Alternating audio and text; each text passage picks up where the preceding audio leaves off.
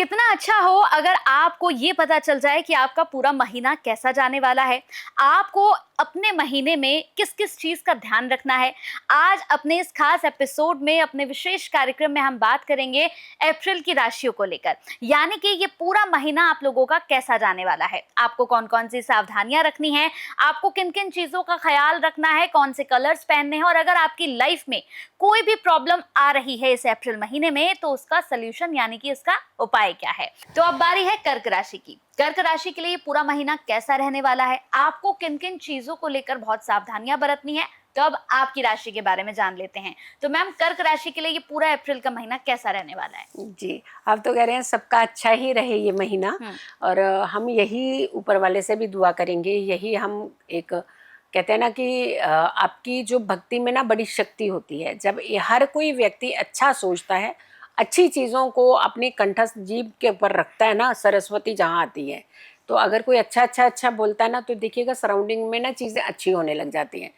तो हाँ, एक तो सबसे पहले अपने लिए ना हर कोई व्यक्ति यही सोचे कि ये महीना मेरा अच्छे से गुजरेगा। पहले तो ये नेगेटिविटी ना छोड़ दीजिए, क्योंकि जब हम इसे छोड़ेंगे ना तो ही हम कुछ अच्छा जीवन के अंदर कर सकते हैं। कई बार कंचन हम लोग आसपास में अपनी ऐसी एक एनर्जी, एक ऐसी लेयर इकट्ठी कर लेते हैं नेगेटिव की। मेरा कुछ नहीं होना, मेरा ऐसे नहीं होना, मेरे को पैसे नहीं मिलने, मेरी तो बढ़नी नहीं सैलरी, क्या करना ऑफिस में जाके, कहीं नौकरी तो नहीं छूट जाएगी, मतलब बिजनेस चल नहीं रहा, ये हो रहा, घर में ऐसे हैं लोग, बाहर लोग ऐसे।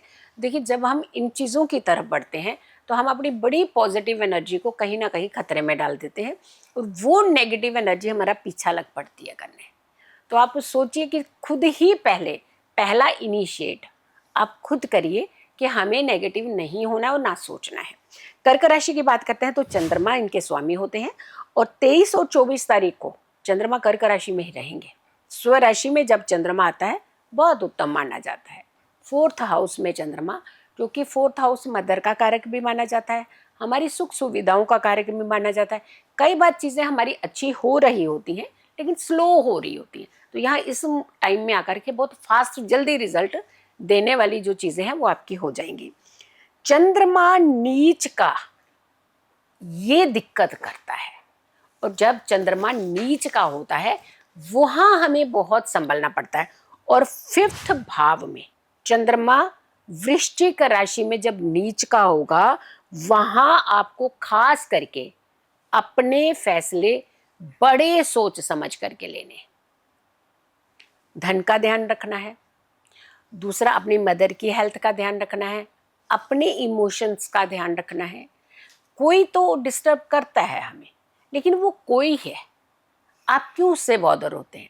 अगर सामने वाला आपको कोई तकलीफ देना चाह रहा है तो आप उसको सपोर्ट क्यों कर रहे हैं कि हाँ मैं बड़े तकलीफ में हूँ। जैसे आपने बोला मैं बड़ी तकलीफ में हूँ, सामने वाला खुश हो गया, तो आपने तो उसको सपोर्ट किया उल्टा।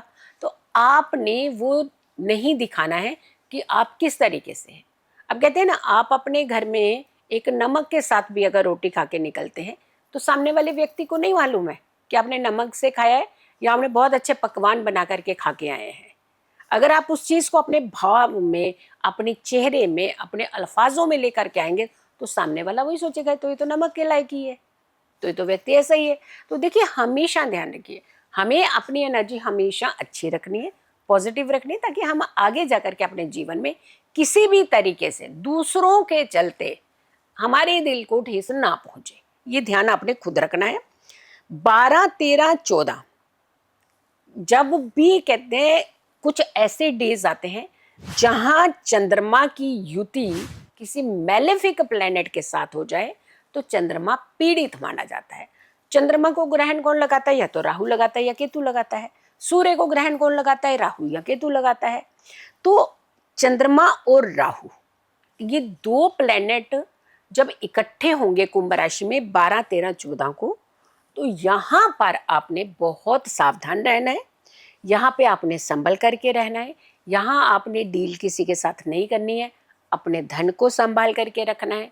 किसी भी महिला के साथ आपने कोई किसी तरीके का वाद विवाद नहीं करना है। अगर पुरुष हैं तो मैं तो बिल्कुल कहूँगी कि नहीं करना है वाद विवाद। और अगर आप स्वयं महिला है तो अपने घर की महिलाओं से भी वाद विवाद नहीं करना है, क्योंकि महिलाओं के जो कारक होते हैं वो चंद्रमा होते हैं। आपकी चंद्रमा पीड़ित नहीं है, हो सकता उस दिन आपकी सासू माँ को गुस्सा चढ़ा हो और सासू माँ भी सुन ले। अगर हो सकता आपका चंद्रमा अच्छा है तो बहू का चंद्रमा उस दिन अच्छा ना हो, तो यानी पंगा तो पड़ गया। तो हमें यहाँ थोड़ा सा ये ध्यान रखना होता है, कुछ डेज ऐसे जहाँ पे हमें ये ध्यान रखना है। अब आ जाइए 19 और 20 को। 19 को 20 को चंद्रमा जो है उच्च का रहेगा, और फिर उसके बाद 21-22 जो हमने कहा है चंद्रमा गज केसरी योग बनाएगा। 25-26 को चंद्रमा केतु के साथ रहेगा। फिर यहाँ दिक्कत, केतु के साथ चंद्रमा आते ही आपको मानसिक पीड़ा भी देता है। अब जल्दी डिसीजन लेते हैं, पता कैसा डिसीजन लेंगे, गलत डिसीजन। जैसे आपको छोटी छोटी बातों से कोई डिप्रेशन टेंशन चल रही थी, इस समय आपने क्या किया, ये 2 दिन ऐसे हैं, संभलिएगा। मैं जरूरी इसलिए कह रही हूँ कि जिनका चंद्रमा पीड़ा अवस्था में है, पाप कर्तरी में है, यानी दोनों तरफ मैलेफिक प्लेनेट है या चंद्रमा नीच का है, उन व्यक्तियों को खास करके ध्यान रखना है कि 25 और 26 अप्रैल जब चंद्रमा केतु के साथ युति करेगा, आप क्या करेंगे, आप कुछ ऐसी चीज़ों का सेवन करना शुरू कर देंगे, नशीले पदार्थों का, कि इससे मुझे ना रिलैक्स मिल गया, मैं भूल गया कि मेरे साथ क्या दुख हो रहा है। लेकिन आपको ये नहीं मालूम कि अगर आपने यहाँ शुरू किया ना ऐसी चीज़ों का सेवन, तो आपसे फिर छूटेगा नहीं, ये आपको दलदल की तरफ लेता जाएगा। तो रोक लीजिएगा अपने आप को। नारियल, खास करके नारियल का जो जल निकलता है ना, और ये नारियल ग्रीन नारियल नहीं, जो वाटर पीते हैं आप वो वाला नहीं, जो जटा वाला नारियल होता है, उसे तोड़ करके उसमें से जो पानी निकाल करके उससे आप शिवलिंग का जो है अभिषेक जो है वो ज़रूर कीजिएगा। कोशिश करिए हर सोमवार, अगर नहीं कर पाते हैं तो एटलीस्ट आप पहला और आखिरी सोमवार अप्रैल का ज़रूर कीजिएगा।